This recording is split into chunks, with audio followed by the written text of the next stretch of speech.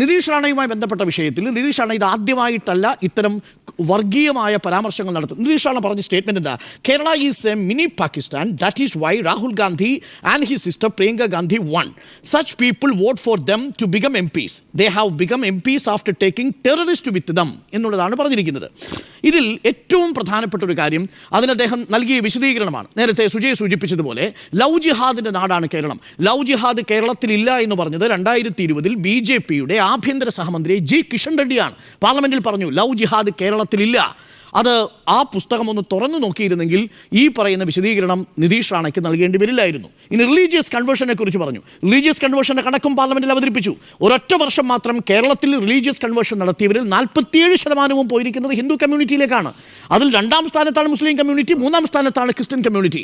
Kerala story പറഞ്ഞപ്പോൾ നമ്മൾ ഈ കണക്കുകളൊക്കെ പറഞ്ഞതാ. കേരളത്തിൽ മൊത്തം നടന്ന റിലീജിയസ് കൺവേർഷൻ 506. അതിൽ 241 റിലീജിയസ് കൺവേർഷനും ഇസ്ലാം മതത്തിൽ നിന്നോ ഹിന്ദു മതത്തിൽ നിന്നോ ക്രിസ്തു മതത്തിൽ നിന്നോ ഹിന്ദു മതത്തിലേക്കാണ് കൺവേർട്ട് ചെയ്യപ്പെട്ടിരിക്കുന്നത്.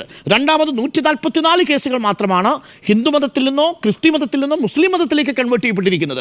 119 പേർ ഹിന്ദു മതത്തിൽ നിന്നോ മുസ്ലിം മതത്തിൽ നിന്നോ ക്രിസ്ത്യാനിയിലേക്കും കൺവേർട്ട് ചെയ്യപ്പെട്ടിരിക്കുന്നു. അതാ കൃത്യമായ പോപ്പുലേഷൻ്റെ അടിസ്ഥാനത്തിൽ ഒരു തരത്തിലുള്ള അത്ഭുതവും ഉണ്ടാക്കുന്ന തരത്തിലുള്ളൊരു കണക്കല്ല എന്നുള്ളത് നമ്മുടെ മുന്നിലുണ്ട്. അപ്പോൾ റിലീജിയസ് കൺവേർഷൻ്റെ കാര്യത്തിൽ കേരളത്തിൽ ഏതെങ്കിലും തരത്തിലുള്ള ഒരു ഡാറ്റ ഈ മിനി പാകിസ്ഥാൻ എന്ന് പറയത്തക്ക രീതിയിൽ ഏതെങ്കിലും തരത്തിൽ മുസ്ലിം ഫണ്ടമെന്റലിസ്റ്റുകളുടെ എണ്ണം കേരളത്തിൽ മാത്രം കൂടുതലാണെന്ന രീതിയിൽ വ്യാഖ്യാനിക്കാൻ പറ്റുന്നതല്ല.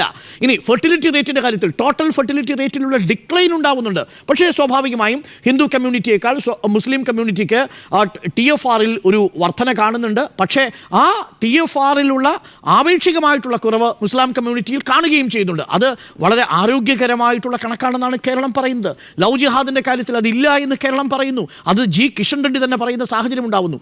ഇനി നിതീഷാണ് ഇത് ആദ്യമായിട്ടല്ലല്ലോ ഈ വിവാദം ഉണ്ടാക്കുന്നത്. പൂനെയിൽ പറഞ്ഞില്ലേ, അഹമ്മദ്നഗറിൽ പറഞ്ഞില്ലേ, മുസ്ലിം പള്ളികളിൽ കയറി ഞങ്ങൾ അവരെ അടിക്കുമെന്ന് പറഞ്ഞില്ലേ, അതിൻ്റെ പേരിൽ 2 FIRകൾ ഇട്ടില്ലേ. ഈ മിനി പാകിസ്ഥാൻ സ്റ്റേറ്റ്മെൻറ്റ് ആദ്യമായിട്ടല്ലല്ലോ വരുന്നത്. രാഹുൽ ഗാന്ധി മത്സരിക്കാൻ പാകിസ്ഥാനിലേക്ക് പോകുമ്പോൾ നേരത്തെ പറഞ്ഞതുപോലെ ന്യൂനപക്ഷങ്ങൾ ഭൂരിപക്ഷമുള്ള പ്രദേശത്തേക്ക് പോകുന്നു എന്നുള്ളതാണ്. പാകിസ്ഥാൻ പതാകകൾ എന്നൊരു പദപ്രയോഗം BJPയിൽ നിന്ന് വരുന്നുണ്ട്. ആ സമയത്ത് അത് ഒഴിവാക്കാൻ വേണ്ടിയാണ് പിന്നീട് പച്ചപ്പതാകകൾ ഒഴിവാക്കേണ്ടി വരുന്ന സാഹചര്യം ഉണ്ടാകുന്നത്. അമിത്ഷായുടെ സ്റ്റേറ്റ്മെൻറ്റ് തന്നെയുണ്ട്. ഇത് ആദ്യമായിട്ടല്ല. അതിനുശേഷം കോൺഗ്രസ് ഇവിടെ നശിക്കുകയാണ്, അവിടെ പാകിസ്ഥാൻ ചിരിക്കുകയാണെന്ന് പറഞ്ഞത് പ്രധാനമന്ത്രി നരേന്ദ്രമോദിയാണ്. കഴിഞ്ഞ തിരഞ്ഞെടുപ്പിൽ മാത്രം പ്രധാനമന്ത്രി നരേന്ദ്രമോദി 173 പ്രസംഗങ്ങൾ നടത്തിയതിൽ 110 പ്രസംഗങ്ങളിലും ഉപയോഗിച്ചിരിക്കുന്നത് ഇസ്ലാമോഫോബിക്കായ കാർഡുകളാണ്.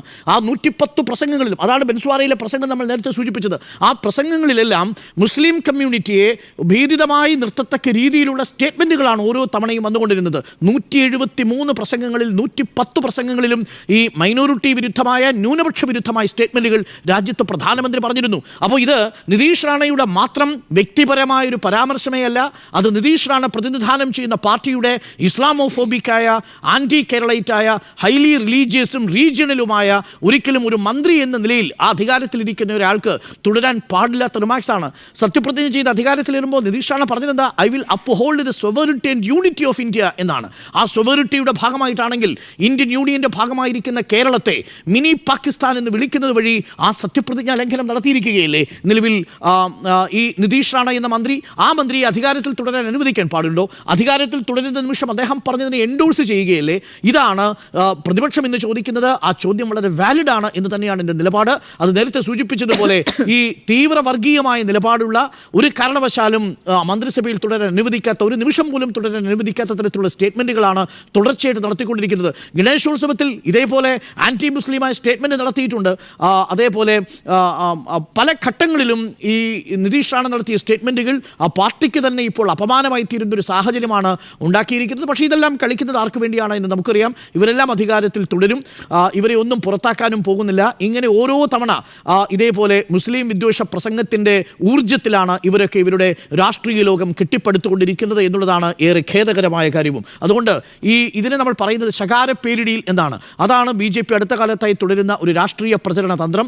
ഇഷ്ടമല്ലാത്തവരെ തീവ്രവാദികളായിട്ട്, അർബൻ നക്സലുകളായിട്ട്, അതേപോലെ പാകിസ്ഥാനികളായിട്ട് കണക്കാക്കി കഴിഞ്ഞ് അവരെ ബ്രാൻഡ് ചെയ്യുക എന്നുള്ളതാണ് ഈ ശകാരപ്പേരിൽ നെയിം കാളിംഗ് എന്ന് പറയുന്ന ഒരു പ്രചരണ പരിപാടിയിലാണ് ഇപ്പോൾ BJP ഏർപ്പെട്ടിരിക്കുന്നത്. അതിൻ്റെ ഭാഗമായിട്ടാണ് നിതീഷ് റാണ ഈ സ്റ്റേറ്റ്മെൻറ്റ് നടത്തിയിരിക്കുന്നത്.